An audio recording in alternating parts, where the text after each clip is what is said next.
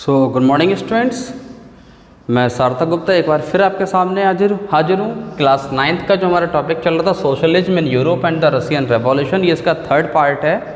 और पिछले दो वीडियो में मैंने आपको अभी तक इसके दो वीडियोस के बारे में मैंने आपको बताया था, तो आप उसको देख सकते हैं और उसमें आपको काफ़ी कुछ समझ में आएगा। तो अब उसके आगे का हम टॉपिक लेकर चलते हैं कि causes of the Russian revolution के कॉजेस क्या क्या थे। चूँकि हमारी एनसीईआरटी बुक में शायद इसका थोड़ा बहुत पार्ट दिया हुआ है, लेकिन मैं आपको इसको डिटेल में थोड़ा समझाना चाहूँगा जिससे आपको चीज़ समझ में आए। पहला क्या था, रूसो जापानीज़ वार 1904 और 05 में क्या हुआ कि रसिया और जापान की लड़ाई हो गई जिसमें रसिया हार गया। जी हाँ, रसिया जिसमें हार गया। अब रसिया हार गया तो अब क्या हुआ, जो प्राइजेस काफ़ी ज़्यादा गुड्स के थे वो बढ़ गए। अब लड़ाई में हार हो गई और हार से क्या हुआ कि वहाँ पे क्राइसिस आया, इकोनॉमिकली फाइनेंशियली क्राइसिस आया, तो जो गुड्स के प्राइजेस थे वो बढ़ गए। Workers demanded better conditions and rights. अब वर्कर्स ने डिमांड करने चालू की कि हमको बेटर कंडीशंस चाहिए, हमको कई सारे राइट्स चाहिए, क्योंकि वो परेशान हो चुके थे। अब जो 4 वर्कर्स थे असेंबली में, ये 4 लिखा हुआ है, 4 वर्कर्स जो असेंबली में थे उनको रसियन वर्कर्स मतलब उनको क्या किया, जो रशियन वर्कर्स थे 4 उनको पुटिलोव आयरन वर्क से काम से निकाल दिया। मतलब एक ये फैक्ट्री थी, बहुत बड़ी फैक्ट्री थी, जिससे काम से निकाल दिया, क्योंकि वो कई सारी चीज़ों की डिमांड कर रहे थे, स्ट्राइक कर रहे थे, आंदोलन कर रहे थे, लोगों को इकट्ठा कर रहे थे। अब निकाल दिया तो ओवर नेक्स्ट फ्यू डेज, कुछ दिनों बाद क्या हुआ, 1,10,000 workers in the Saint Petersburg went to strike demanding in reduction of working days to 8 hours. अब क्या हुआ, लगभग 1,10,000 से ज़्यादा लोग सेट पीटर्सबर्ग में आए और उन्होंने स्ट्राइक की, डिमांड की कि अब हमारा जो वर्किंग डेज है उसमें रिडक्शन करा जाए, हमको हफ्ते में 1 दिन कम से कम छुट्टी मिलनी चाहिए, और जो 10, 12 या 15 घंटे आप हमसे काम ले रहे हो रोज़, इतना काम हम नहीं कर पाएंगे, हमारे टाइम में रिडक्शन करके आप सिर्फ उसको 8 आवर्स तक करिए। अब जो इम्प्रूवमेंट था, improvement of working conditions and income wages, और जो हमारी वर्किंग कंडीशंस ख़राब कर रखी है आपने, और जो इनकम वेजेस के नाम पे आप हमको जरा सा कुछ दे देते हो जिससे हम अपना कुछ भी नहीं चला पाते हैं, परिवार नहीं पाल पा रहे हैं, तो इनकम वेजेस आप हमारी बढ़ाइए। अब क्या हुआ, when the procession of workers led by Father Gapon, एक फादर गैपोन थे, वो विंटर पैलेस में मतलब गए। तो मतलब ये कि इनके आप समझ लीजिए कि इस पूरे को जो लीड कर रहे थे वो फादर गैपोन थे। तो अब हुआ क्या कि विंटर पैलेस पे जब ये जा रहे थे तो इनके ऊपर पुलिस ने अटैक कर दिया। तो लगभग 100 वर्कर्स की तो वहाँ पे तुरंत ही जान चली गई और 300 बाउंडेड, मतलब कुछ घायल भी हो गए, पकड़ लिए गए, ये सब भी हुआ। तो this incident is called the bloody Sunday. तो अब आप ये जान गए होंगे कि ब्लडी संडे जो कहा जाता है, वो ब्लडी संडे रिवॉल्यूशन जो हुआ था वो क्यों हुआ था, किस वजह से हुआ था। तो इसमें 100 वर्कर्स की जान चली गई थी और 300 बाउंडेड हो गए थे। अब क्या हुआ, it started a series of event known as the 1905 revolution, और यहीं से एक सीरीज ऑफ इवेंट स्टार्ट हो गया जिसको बोला गया 1905 रेवोल्यूशन। अब क्या हुआ, अब यहाँ से जार को लगा कि अब हमारी सत्ता जा सकती है, वो डर गया, तो उसने कुछ कंसेशन किया, अक्टूबर मैनिफेस्टो बनाया। उसने कहा कि अब हम कुछ ऐसा करेंगे जिससे कि लोगों को तकलीफ ना हो, वो इसमें आया। उसको लगा कि अब हमको ऐसा कुछ ना कुछ करना पड़ेगा, क्योंकि उसको डर लग रहा था कि अब हमारी सत्ता ना चली जाए।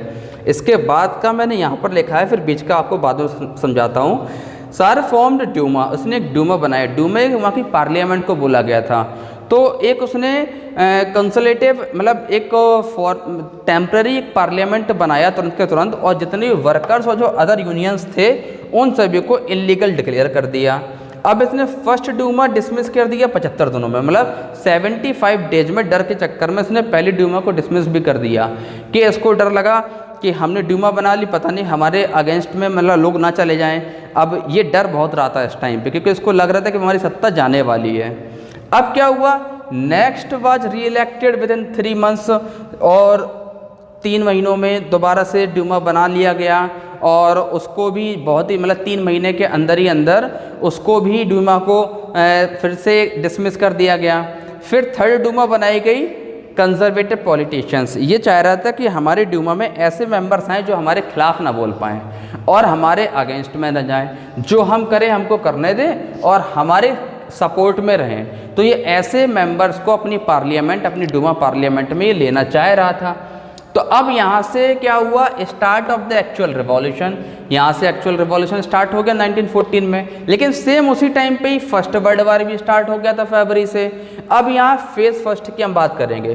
क्या हुआ जब फर्स्ट वर्ल्ड वार स्टार्ट हुआ तो उस समय रशियन जो पीपल्स थे या सोल्जर्स थे उनकी काफ़ी डेथ भी हुई। 20 लाख तो सोल्जर्स मर गए, 80 लाख से ऊपर जो सिविलियंस थे वो लोग मर गए। अब टिल 1917 तक क्या हुआ, यहाँ पे इकोनॉमिक क्राइसिस बढ़ते चले गए, फूड की शॉर्टेज हो गई। फूड की शॉर्टेज एक तो इस वजह से भी हो गई क्योंकि उनको फूड का इंतजाम उन सोल्जर्स के लिए करना था जो उनके लिए लड़ाई लड़ रहे हैं, क्योंकि खाना भी तो उनको खाना है, तभी तो लड़ पाएंगे वर्ल्ड वार फर्स्ट में। और दूसरा क्योंकि रसिया भी उसमें इन्वॉल्व था वर्ल्ड वार फर्स्ट में। अब क्या हुआ, सबसे बड़ी बात एक ये भी आ गई कि फूड शॉर्टेज और जो इकोनॉमिक क्राइसिस हुई वो क्यों हुई, क्योंकि जर्मनी ने रसिया पे चढ़ाई कर दी, मतलब रसिया में एंटर कर दिया था। उनके कई सारे विलेजेस में, सिटीज में चले गए थे वो।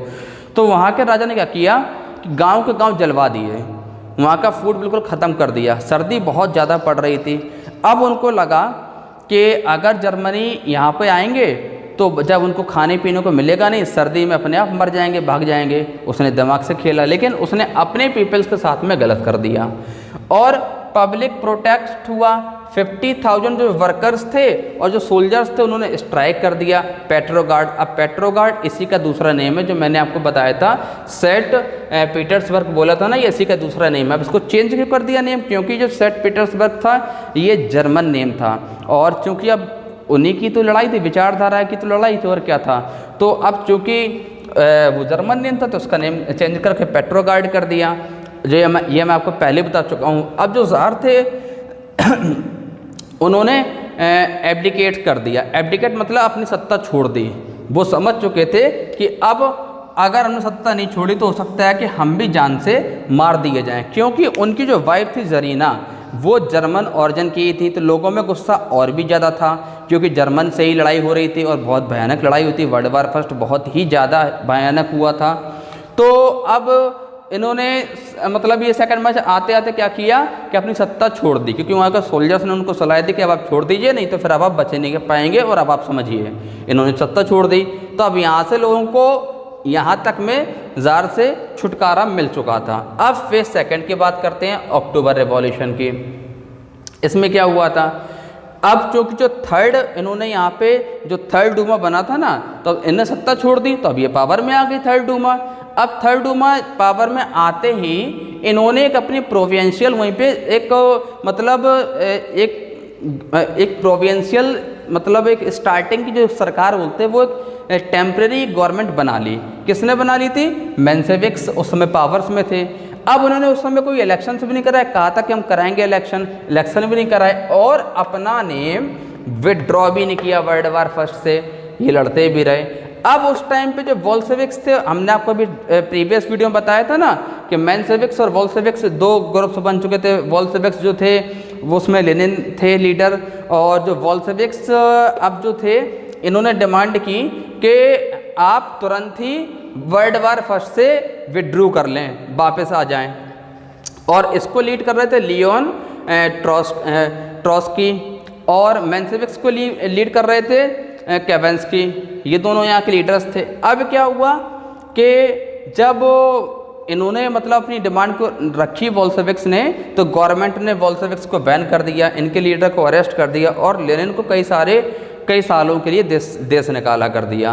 अब क्या हुआ कि जो आर्मी थी और वहाँ के जो स्पेशल गार्ड थी रेड गार्ड्स, वो सभी के सभी मेंशेविक्स के विरोध में आ गए और इन सभी ने बोल्शेविक्स का सपोर्ट किया। सरकार ने मतलब जो वहाँ की आर्मी और रेड गार्ड्स ने सपोर्ट किया।